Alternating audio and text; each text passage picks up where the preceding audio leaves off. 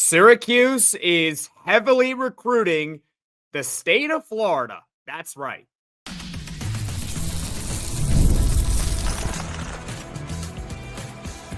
You are Locked On Syracuse, your daily podcast on the Syracuse Orange. Part of the Locked On Podcast Network, your team every day.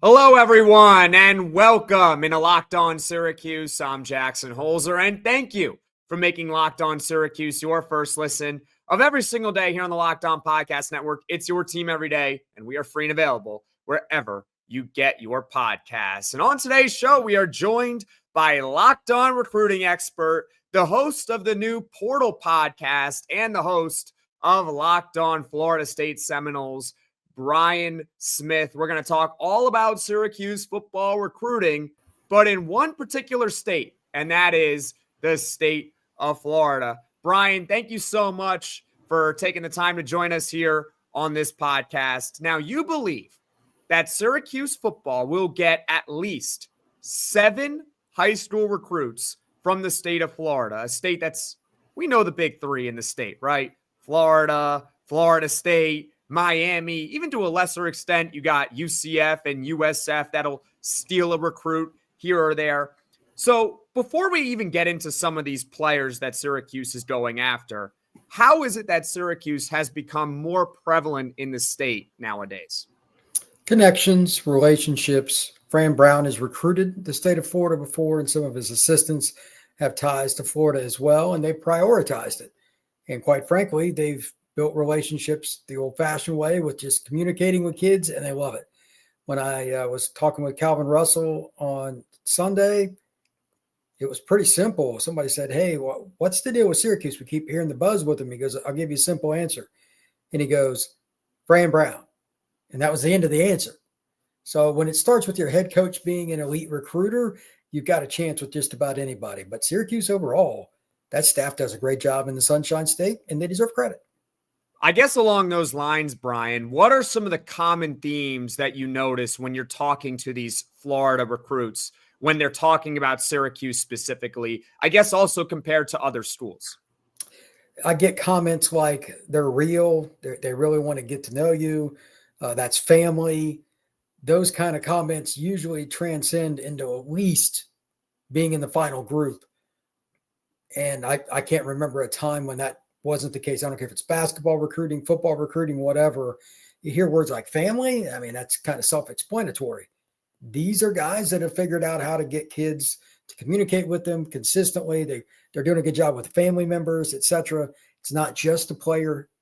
This is an all-around recruiting operation that's hitting on a pretty high level right now. So I know it's unusual for me because I don't think of Syracuse recruiting as an elite program, but they're recruiting that way, at least in the Sunshine State. Well, Brian, let's now get to some players that Syracuse football is going after. Now, we know the big fish in the class of 2026. We're going to talk about Calvin Russell, ladies and gentlemen, in just a moment. But before we even get to the class of 2026, we got to talk about one guy that's left in the class of 2025, and he might just be the best player overall in the country that's still actually available.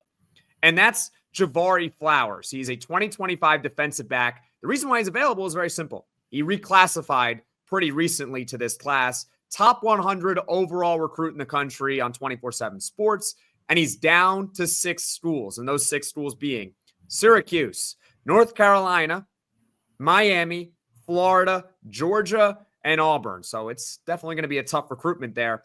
He is officially scheduled to visit Syracuse, Brian, in case you weren't aware. It's going to take place on March 21st. So, Brian, have you spoken to Javeion Flowers?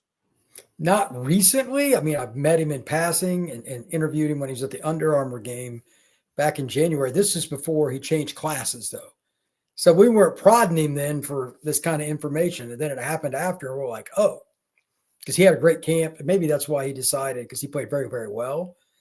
But I haven't spoken to him recently, and everything's been kind of quiet on what's really going on. It's been interesting. How do you think Syracuse stacks up in the race for Flowers compared to those other schools? Well, based on what I've learned over the last month, I give them a shot with any Florida kid that they prioritize for any length of time, and Flowers was one of them. It's a Miami Northwestern kid. He's teammates with Calvin Russell. They've got a good relationship in the greater Miami public school program and South Florida in general. If they have a good visit, they got a shot. And he wants to go play somewhere and have a chance. So this is really interesting. A lot of people are just going to say, oh, he'll go to Miami. Well, everybody thinks that about all the kids. And over half the kids in Florida leave the state. That's fact. So there's a chance for Syracuse to land him, and do not be surprised if they do. Even though it's been a while since you've spoken to him, Brian, from what he's told you, what's he looking for in a program? Is it relationships, family? What is it? Relationships. And I think that's one of the reasons Syracuse has got a chance. They've proven that, and it's steadfast. They know how to recruit. They adjust to each player, and they find a way to gain momentum through conversations. It's the old-fashioned way of doing business, really, and I respect it. So if he has a good visit when he goes up in March, anything is possible, anything at all. I guess I also meant to say NIL, because NIL is also that elephant in the room where the dollars also got to match. So how much do you think is NIL playing a factor into this? Oof, that's a great question. Every kid, it's different. And sometimes it changes based on relationships too. There are certain kids that will give up hundreds of thousands of dollars because the relationship at another school and or what they project as the development at that school is just better. So just thinking, oh, well, the kid took the highest number. That's not always the case. I know a few kids that turned down literally 7 figures because they wanted to go to a different school, and it's worked out. You know, it's not like they didn't get anything, but they weren't going to get as much up front. Flowers pretty confident in himself. So I don't think it's necessarily high dollar wins. He will evaluate both and combine the two aspects of coaching and the NIL, put them together. Gotcha. And finally, what do you think his timetable is here? That is wild because, like, I've heard different things on this. Is it like April 1st? What? I've heard different things, and the NCAA changes the rules so much. I hope it's by the end of this month, just so it's off the table for me, for one.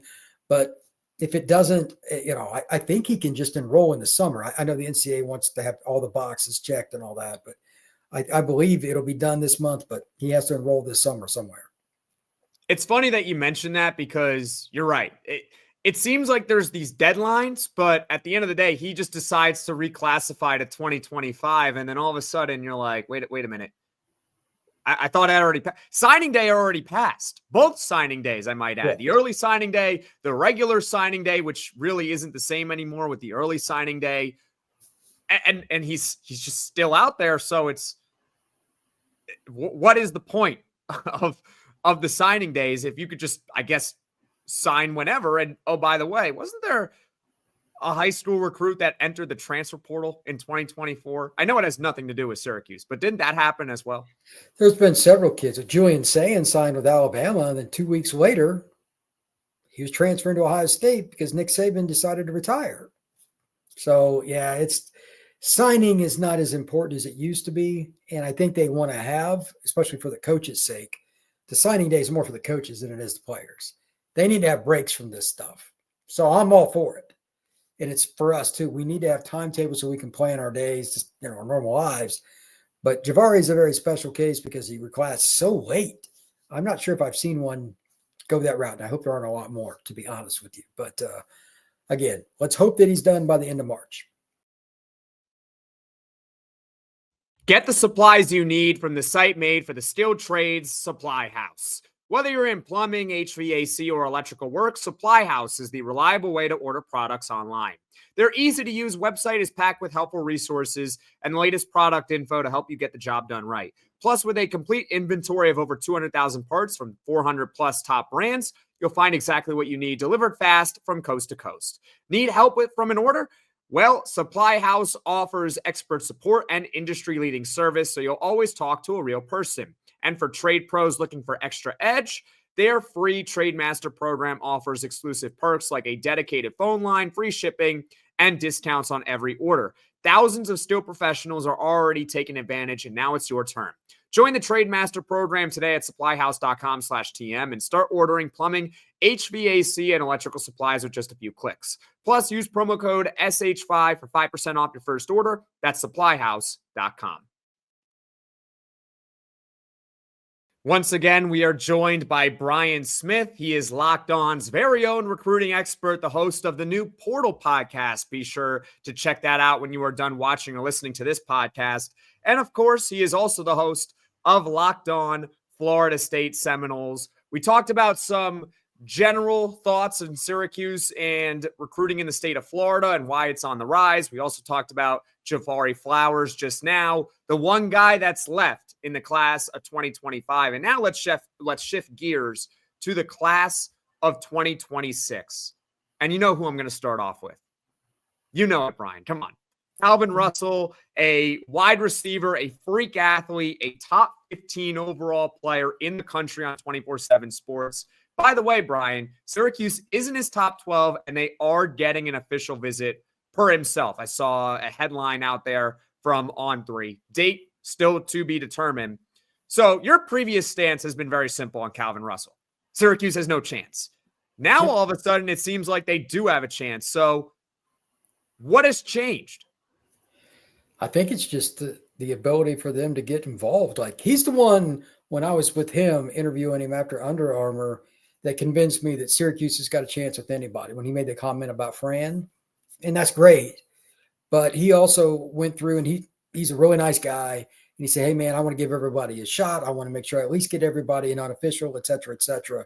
He wants to take 12 official visits. I don't see any way in the world that could happen. It's too many trips. But he's going to visit OV to Syracuse. There's no doubt. Syracuse, Miami are the two that I feel the best about. The in-state schools are trying to get him on campus, and he'll take unofficials, but we'll see. But he might have the best relationship with Syracuse. Now, he was at Miami on Monday. So this is a very fluid circumstance. Darion Coleman's trying to recruit him, the hotshot recruit out of Jones High School in Orlando. He's the quarterback commit from Miami. So there are a lot of different cards in the deck here that can end up being the key. But Syracuse, I mean, they've just worked their magic. He feels very comfortable when you bring up Syracuse. So they're definitely in the hunt. And you know, the funny thing is, between those two schools, not only does Syracuse and Miami play each other again this season down in Miami, but also I believe Calvin Russell was in attendance when Syracuse beat Miami at the end of last season. So that can't hurt. I'm not going to sit here and say that that's what ultimately is going to get Calvin Russell to commit to Syracuse. But, you know, Brian, it can't hurt that he was in attendance and Syracuse had that crazy comeback. And they like to throw the ball around, which is pretty nice too. This is a question I don't know if I've ever asked you before. So he goes to Miami Northwestern. And Syracuse, in the class of 2025, recruited, to my count, 3 players from that same school. You got Eric Thomas, Darius Johnson, and D'Angelo Thompson. How does that typically impact a recruit when a school is getting a bunch of players from the same high school? Depends on the area. South Florida people tend to stick together, so I think it has a little more impact. There are certain schools in the country like Duncanville in Texas or Baton Rouge Catholic, whatever it may be, that there's always a player coming out of there. So, Travis Minor signed with Florida State back in the day after work done, came out of Catholic and went to Florida State. There's things like that. But Miami Northwestern sends kids everywhere. It's one of the best programs in the history of high school football nationally. So I don't think he's going to be completely influenced, but those are kids that are just a year older than him. So he knows them. So that's probably the biggest factor. And then again, they're showing a lot of love to South Florida in general. Kids all over that area, underclassmen as well, they're recruiting. So I think that will help Syracuse because most out-of-state schools, they come down to Florida, they're recruiting 3 to 5 kids. Syracuse, it's more like 20. That they're really, they've offered more than that, but they're probably in on like 20 guys. There's no out-of-state program that's more involved in the Sunshine State probably than them, which is weird because it's an upstate New York school. But hey, again, I will give credit where it's due. I was openly wrong about Syracuse being able to recruit in Florida like they are. I didn't think they'd get some of the higher level guys, and they would just probably get mostly 3-star kids. I mean, the guys they got committed now, like Jarius Rodgers, that helps them. They aren't just getting guys. They got an offensive lineman from IMG. They're doing the right things, or those kids wouldn't have committed in the first place. And that's only going to build for Calvin in general. And again, like you said, they got 3 kids from Northwestern last year. That's another plus for the Orange. Yeah, I guess And initially, it's surprising that Syracuse would be heavily involved in the state of Florida. And then I think about it more when I listen to your answer about the out-of-state schools. Some of those big programs, like let's say a Georgia, of course they're going to recruit Florida, but they got their own state that they can just recruit out of. And they basically can monopolize it because their only competition is Georgia Tech. They're going to beat Georgia Tech almost every single time in recruiting. And that's no disrespect to Georgia Tech. It's just how it is. You think about the state of Alabama, right? You got Alabama and Auburn. They got their own battle over there. You want to go to the Midwest? Well, that's just dominated by Ohio State, right? And then you also got Penn State, who's going to usually get all the really good Northeast kids. Hopefully Syracuse can really start cutting into that. So when you think about it, if you're Syracuse, you have to recruit somewhere where there's the best talent. So I guess they're just picking Florida as the place to do it. So it actually starts to make more sense in my head now that I think of it. Along the lines still with Calvin Russell. So Syracuse actually lost its wide receiver coach, Ross Douglas. He got a big, he went to Oregon and they just hired a different one. Miles White, former NFL wide receiver. It's not a bad hire by any means, but it is a position change, and Calvin Russell is a wide receiver. So how do you think that impacts Calvin Russell specifically? Well, I think it's a big deal. He has to gain some momentum with that guy pretty quick. The sooner that he gets a chance to meet him, the better. And in May, I'm sure he'll be down in South Florida to meet Calvin and other people when he goes through for spring ball. But that's a relationship building scenario. The bonus with that is that Calvin's such a well-known kid and he's such a national recruit that it probably didn't take very long for that guy to realize, even without the other members of the staff telling him, hey, I need to recruit this kid. So I doubt it's going to take long. And Fran is still the glue in this. He recruits the elite kids and everybody really in some capacity. I can only imagine how sore his thumbs must be from texting all day. But I don't think it'll be as big a deal for them because they just seem to be coordinated. I know that's a really generic term, but in recruiting oftentimes, even elite school, Georgia, Tennessee, Texas, whatever, there'll be a coaching change. And then I hear about, well, the kid that was being recruited by them, well, that was his guy. And in 2 or 3 weeks, nothing. Somebody dropped the ball. I'm not hearing those kinds of things with Syracuse. That might be the most important thing out of this whole deal is they're orchestrating how they do things. And there's not a lot of drop off. Maybe there's somewhere that I don't know about it, but to my knowledge, they've just been really consistent. And when you do that, you'll always give yourself a chance. Congrats to Syracuse for that. Now let's talk some basketball here because Calvin Russell, I believe he also has a scholarship offer from Syracuse to play basketball. Is that something that you really think is going to impact him in his recruiting at all? I mean, like, is Miami going to sit here and also offer him a basketball scholarship? What's the deal here? I think there's a lot to do about nothing. In the long run, it's best for him to play one sport. Syracuse basketball is a real thing. You know what I mean? Like historically. I grew up with that stuff. So Derek Coleman and all that. I don't know how you would be able to be a guy that needs to add weight like Calvin. Like he's really thin. He needs that time in the offseason to be building muscle. So the basketball offer to me, while he could probably play at Syracuse as a minor role, he needs to concentrate on football. I know Miami says you can do it, but they really want him to play football. I was on a Miami pod earlier today on Rivals, and they were talking about that. So Syracuse might let him try it, but most kids realize really quick that the time commitment is awful doing just one sport, let alone 2. So let's see how that plays out no matter where he goes. But Miami might let him play some basketball, but that won't suit what Miami's coaching staff wants. I really doubt it does for Syracuse either. So we'll see how that goes. You know, there's only one Deion Sanders and there's only one Bo Jackson. That's right. Multi-sport freak athletes who both made it at the professional ranks. You know, Calvin Russell is a freak athlete, so you never know. But if you look up his basketball profile, actually, you don't really find it.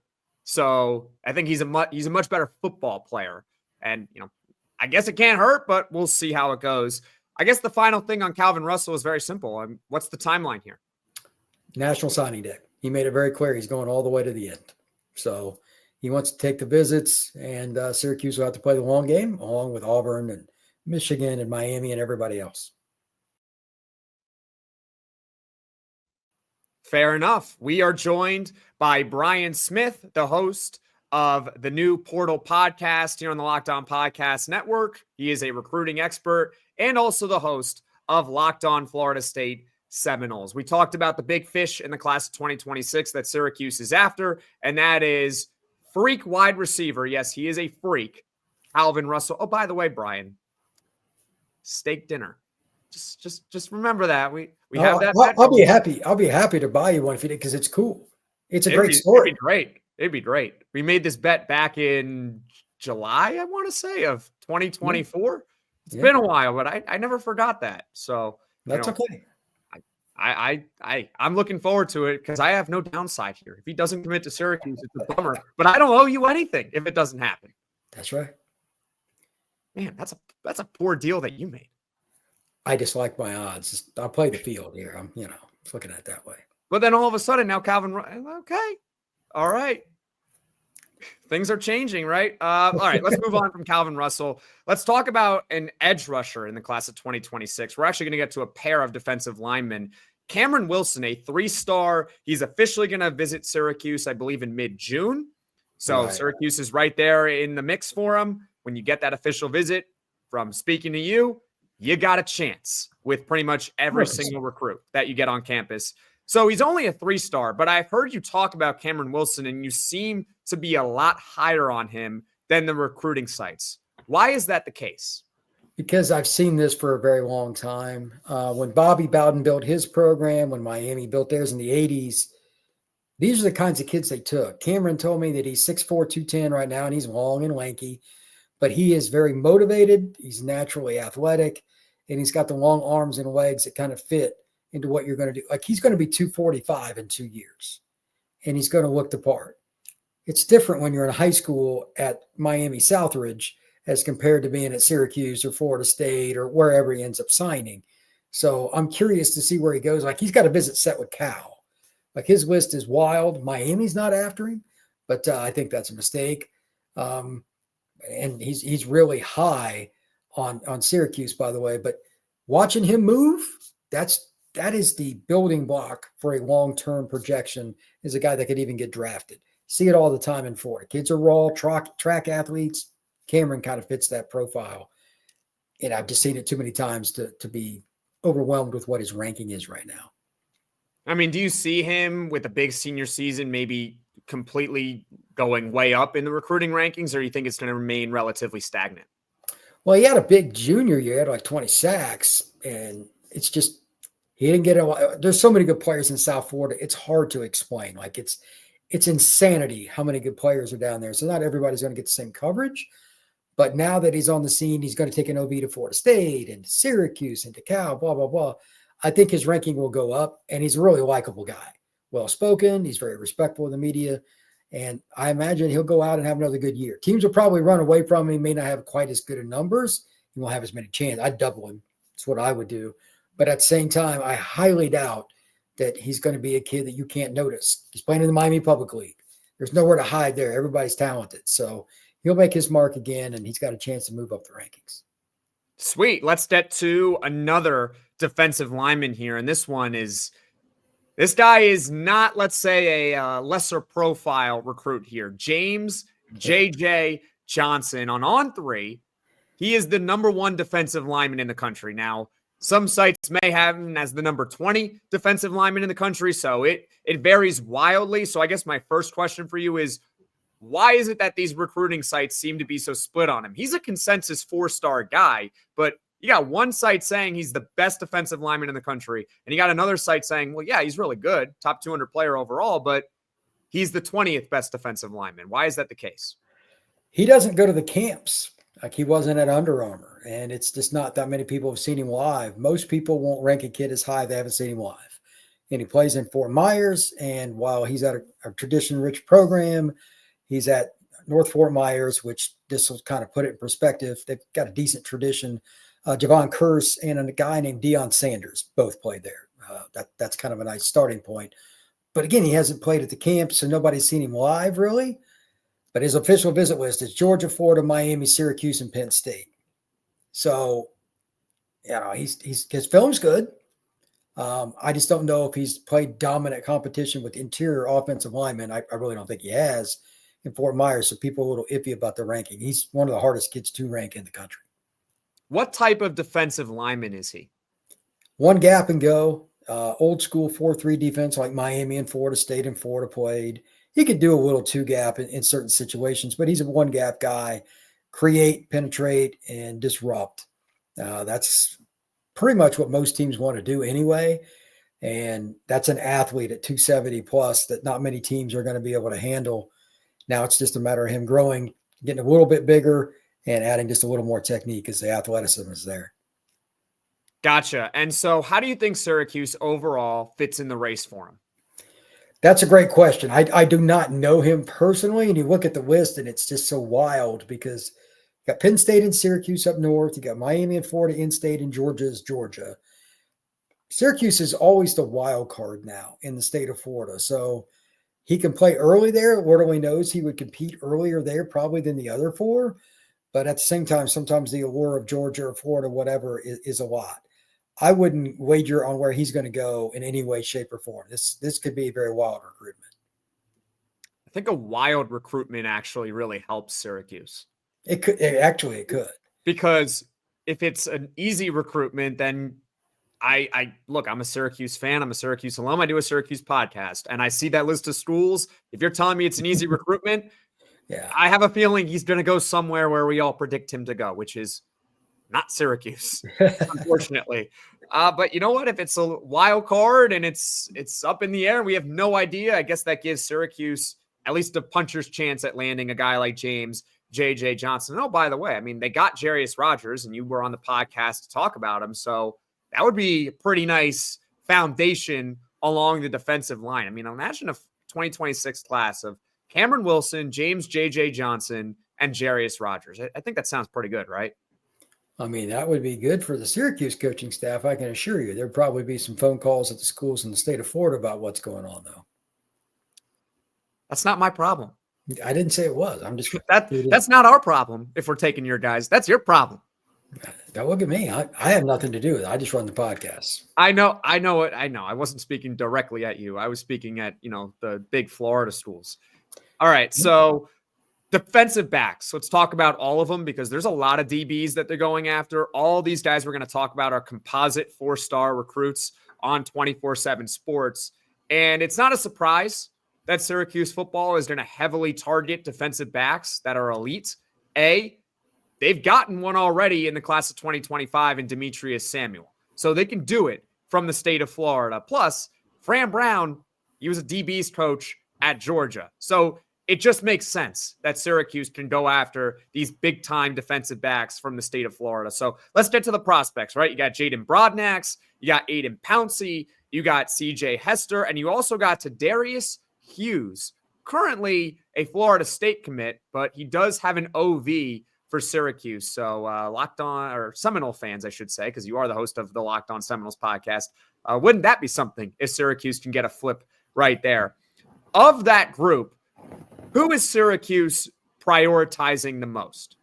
Oh, gosh, that's a great question. I'm not sure if they even know because they're in on so many guys. I don't think they would claim any one person. I mean, like Hester was a kid I heard about when he was a freshman. Broadnax is a kid I just saw. I'd probably lean that way in a lot of ways for me, but I don't know which one because they're all capable of playing in the NFL, like athletically. So you got me on that one. I got you. So such a great question. I left Brian Smith basically speechless. Yeah, that doesn't happen very often. I'm pretty opinionated. Congrats. Well, it was actually a pretty simple question, but you know what? If Syracuse doesn't know, then how are you supposed to know? I don't know, right? There are some really good players DB class this year, and state of Florida is known for it anyway. But Syracuse is in on the elite guys, and good for them again.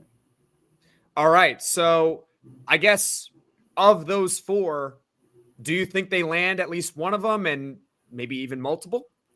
It's very possible. Here's the wild thing: like I cover Florida State, every kid they have committed is taking an OB somewhere. They're coming off a 2-win season, so any kid that you get on campus that's an FSU commit, I consider that a warm seat. I don't consider it like he's red hot for Florida State right now. They know they got to win.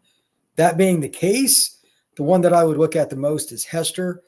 His visit list, like, do you really think a kid from Cocoa, Florida is going to Iowa? No. UCLA? No.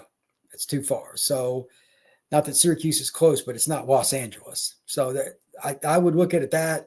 Broadnax is a kid, like, athletically, length, the way he's built, he might be my pick out of that group to play in the NFL. So I think he'll be the hardest to get because I imagine the NIL for him will be crazy, but we'll see. But any of them are really, really good.